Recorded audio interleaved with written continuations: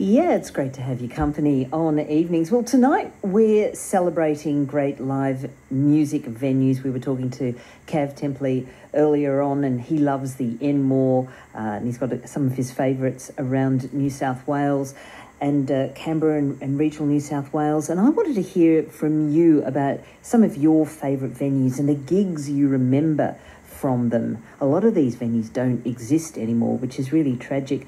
But what was that favourite gig at a great venue? Where were you? What sticks in your memory? Perhaps it was the Basement in Sydney, or Floyd's in Canberra, or the Bel Air in Newcastle. Maybe some of those nights and experiences are embedded in your mind. I'd love to hear some of your favourite live gigs of yesteryear and where they were. Gioia Donato is a passionate live music lover and joins us now from the Central Coast. Hello, Gioia. Hi, Indira. How are you? I'm wonderful, and I think you've got one of the best gigs, to indulge this love of music at all your favourite venues. When I ask you about a venue that stands out to you, what comes to mind? Okay, I've probably got several.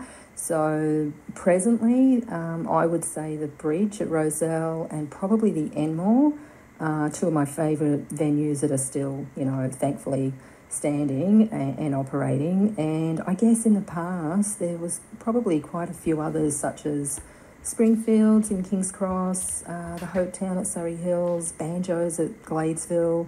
And, there's just so many, aren't there, in Sydney especially? There are. And we got thinking, sadly we lost Renee Gale last week, and I remember seeing her perform because obviously she was a really wonderful soul and jazz singer, and one of her venues that she enjoyed a lot was the Basement in Sydney. Did you ever see her there? I didn't see her at the Basement. I have been to the Basement many, many times in the past, probably, 20 years since it did close in 2018. But I actually saw Renee at the Blues Fest in April this year. Oh, did you? Yeah, she was fantastic. Oh, how lucky to have seen her so recently. I've actually got a bit of her performing Stairs and Whispers at the Basement, and this actually may, stir some memories for a few people who may have been there, and I'd love to hear from you. 1300 222 702. We're talking about your favourite performers and the favourite gigs across New South Wales. This is Renee Gayer at the Basement. Renee Gayer, Stairs and Whispers. One of the things I loved about the Basement was the intimacy of that space. And this is the thing that we get lost with these really big venues, Gioia, is that be able to sit so close, so intimately. You get such a different experience, don't you? Hello, Gioia, you there? We're talking to Gioia Di Donato, who's a wonderful music lover, and we're sharing our favourite music venues and gigs that we've seen over the years. I'd love to hear some of your favourites. 1300 222 702 while we get Gioia back on the line. Gavin is suggesting Soup Plus on George Street, best jazz venue in Sydney. Sadly also now gone, replaced by Shops.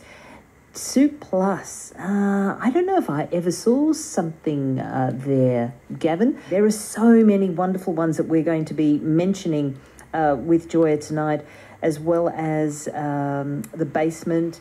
You may have seen something at the Sydney Trade Union. Do you remember that one? Yeah, that's a good one. Floyd's in Canberra, of course. We've got the church. Gioia remembers the church playing there, and that was a pretty amazing venue. Another listener says the golden years of Sydney gigs, the All Nations Club in Bayswater Road. This listener went there every Sunday night. Do you remember that one? The All Nations Club in Bayswater. Drop me a line if you do. 0467 922 702. Gioia, we've got you back. I want to ask you about the Sydney Trade Union venue. I never saw anything there. Tell me what it was like. Yeah, the Sydney Trade Union was actually a very, very popular club in in Surrey Hills. Yeah. It was actually a bit before my time. I have done a vlog on it documenting sort of all the, fantastic bands that played there. it kind of ran from about 1980 to 1987. And honestly, from all accounts, it was one of the probably prominent, venues around Sydney. In fact, I think it was where Hoodoo Gurus first kind of stepped on stage and, started to kind of ply their trade. So, yeah, fantastic venue. Well, this is a bit of Hoodoo Gurus and Tojo, and I've actually heard just how wild it actually used to get at the Sydney Trade Union. And this is the thing that we really miss in venues now, when so many of the ones that you have mentioned and talked about, this is where these bands really cut their teeth, didn't they, at these pubs that were wild and raucous, and they really learned how to play live because of the atmosphere and the intensity of the audiences. Absolutely. And in fact, even the regularity, I think, because they were playing so often, because during that period, it was really common to see bands performing probably between 4 and 6 nights a week, where I find it's a little bit different these days, but I guess because they were playing so regularly, the more you sort of perform, the better you get. And I think it did hold them in good stead for when some of them, in particular In Excess and Midnight Oil, went overseas and showcased their music to the world. Gioia Di Donato, a music lover, is with me, and we're reliving the heyday. We hope it's not the heyday. Maybe times will change around, but when there were so many wonderful music venues around New South Wales, and going to gigs was something that we just could do almost every night of the week. There was a great artist playing somewhere, and unfortunately with the lack of venues that doesn't happen to the same extent. This listener, Camelot Lounge in Marrickville is still the best venue in Sydney. It's one of the good ones, isn't it, Joy? Have you seen much of the Camelot Lounge? Yeah, unfortunately I don't live in Sydney anymore. However, I do go down there probably maybe once every 6 weeks, and absolutely I've heard great stories of the Camelot. I have been to Frankie's as well, which is another great venue, which unfortunately has recently closed, I've heard. Oh, has it? Yeah, but that was very popular. Yeah. But Marrickville is actually a huge musical hub at the moment. I have heard some fantastic... I think there's also another one called The Factory, but... Yes, the Factory's the down there as West. well. Yeah, it's really rocking down there. They're very, very lucky in Marrickville. They've got a couple of great venues. Absolutely. Jennifer is mentioning Shadows at Crow's Nest, but she said it was constantly raided by the police, but it was an amazing blues establishment, she says. And Frank from Riverbank Doolan is wants to nominate the Mansell Room in King's Cross. Midnight Oil supported by No Fixed Address at the Mansell Room. Yeah, there were some great ones in the Cross. One of the famous ones was Checkers. 100%. Yeah. Did you ever go? No, it was way before my time. Way before? However, yeah, that Checkers is another venue that I have gone down and visited to sort of, see where it is, and I have included that in my vlogs. And so tell us about Checkers. What was the vibe there? From all accounts, in the 60s, you had the likes of Shirley Bassey, Sammy Davis Jr., and there's actually a fantastic clip of the Everly Brothers that you can find on YouTube, and they mention the name Checkers at the end of the song. So from all accounts, it was, I guess, a place where a lot of Sydney-siders just used to enjoy. They'd go there for dinner and be entertained. And then later, I believe in the mid-70s, I think, it sort of started to become more of a rock and roll venue. In fact, AC/DC played their first ever gig there on New Year's Eve in 1973. Yeah, and you might have heard them perform this song, Can I Sit Next to You, Girl? This is AC/DC. Can I Sit Next to You, Girl? Gioia, I wonder what it must have been like, because again, people associate bands like AC/DC with the huge stadiums, the huge venue. I can't even imagine what it would have been like to be in a venue, a smaller venue with rockers like that. It would have blown the roof off. Absolutely. And in fact, there are quite a few schools and church halls and town halls all over Australia.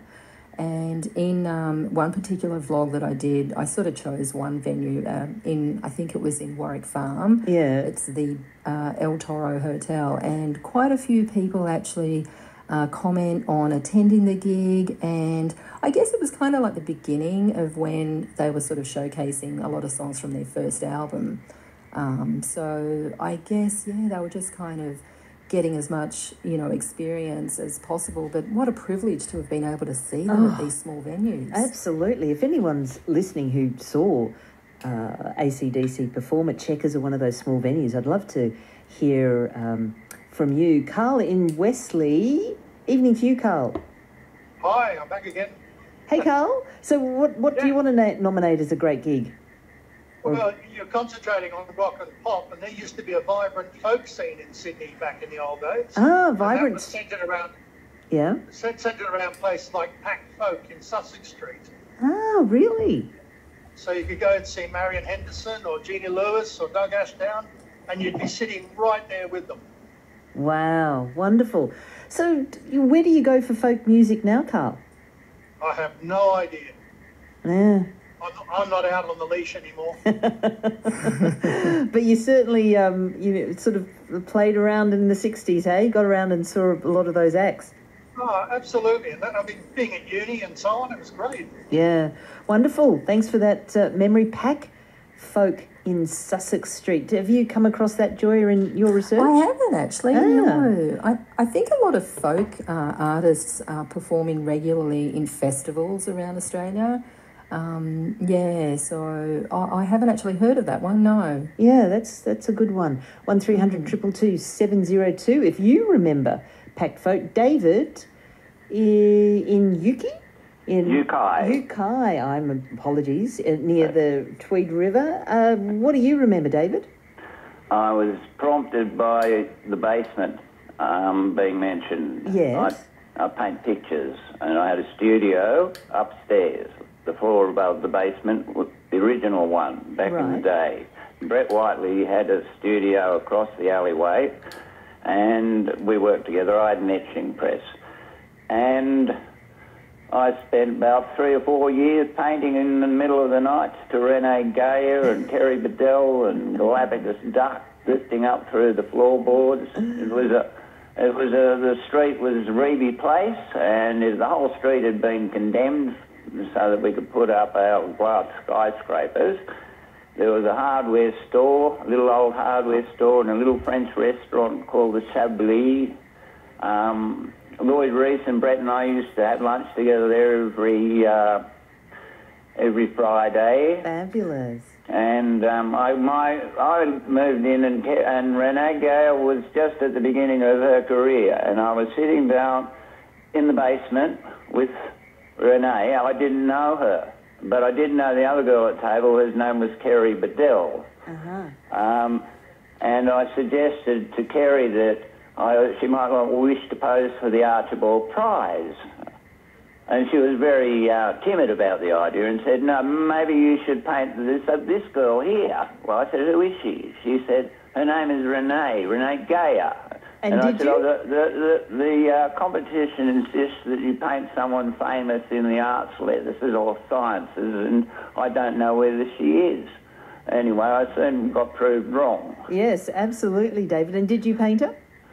No, unfortunately. Never I did. drew her, and as fortune turned out, I ended up submitting a painting of Wendy Hughes. Oh, wow. David, what a wonderful memory and a wonderful place to do your artwork and be inspired by all those artists and performers.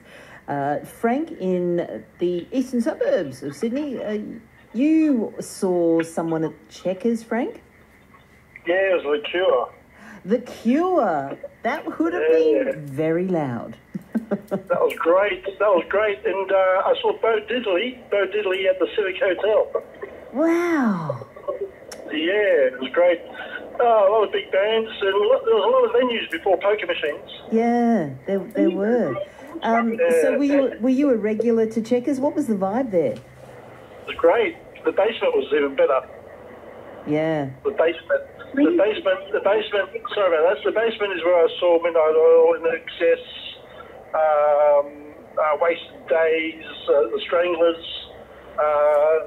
XTC at the basement. Yeah, wonderful. It was a wonderful venue. It was good back then. Lots of bands, lots of venues. And in Forbes Street, Watermaloo, there's a place called Journey's End Wine Bar. and they used to have a lot of folk music there. Oh, folk music there as well. I had no idea there was such a vibrant folk music scene. Fourth Street. Yeah. Fourth Street, the old Double J studio. It's just down the road. All right, thanks a lot, Frank. Rod in Wollongong, hello. You loved the Civic Hotel. Yeah, I saw, first time I ever saw My Sex was there. The next other good band I saw there first time was Matt Finney. Matt Finney. Oh. The Matt Civic, Finney? yeah, Yep. the Civic Hotel's still there, but it doesn't really do big bands or groups, does it? It does sort of has a solo singers and those sorts of things now, unfortunately. Yeah, most of these underground, those bands, this is on Monday nights. They have a residency there for a few weeks at a time, you know? Yeah. All right, thanks a lot. Thanks. Sorry, the other one I'd like to mention was the Angels supporting a band back in the day, probably one of the best live acts I've ever seen, Mother Goose. Oh, Mother Goose. Brilliant. Mother Goose. With the Angels. Fabulous combo. The Angels were the support act. They don't exist sort of after the jug band thing, and when they were just starting to hit their straps, or in the early days. But yeah, that was the first time I saw the Angels supporting Mother Goose. So that was the next time, and after that, obviously face to face come out and all right. Thanks a lot, Rod. Guy in the Central Coast. Evening, Guy. Good day, how are you? Yeah, well, so what venue do you have fond memories of? Oh, well, the Bridge Hotel at Balmain. Yes. Especially because I was doing sound for Richard Clapton. Oh, right. Yeah, so it was one of the only nights that I actually made Richard fail on stage. Didn't do your job. No, I was doing my job really well. He was teasing me, and so he challenged me, and I decided to actually take the challenge. And he skipped a whole section of a song while he was watching me side of stage. All right, that's a lovely memory, Guy. Another message here from Tony, the Roundhouse at the New South Wales Uni. In his uni days, he used to see lots of live acts, and recently he saw Thelma Plum sing there, and it was still a fantastic atmosphere. Well, Joy, you've got a lot of people thinking and remembering about these wonderful venues. Thanks for sharing some of the memories with us. Yeah, you're welcome. It just goes to show such a rich history, you know, in the 70s and 80s and even up to the mid-90s. You know, the live music scene in Australia has just been fantastic. Well, let's hope that after the pandemic now that we can kick-start it all and get some of those venues going again. I'm very positive. Yeah, terrific. Gioia Di Donato, who is a music lover who has celebrates live music venues across New South Wales in her blog work.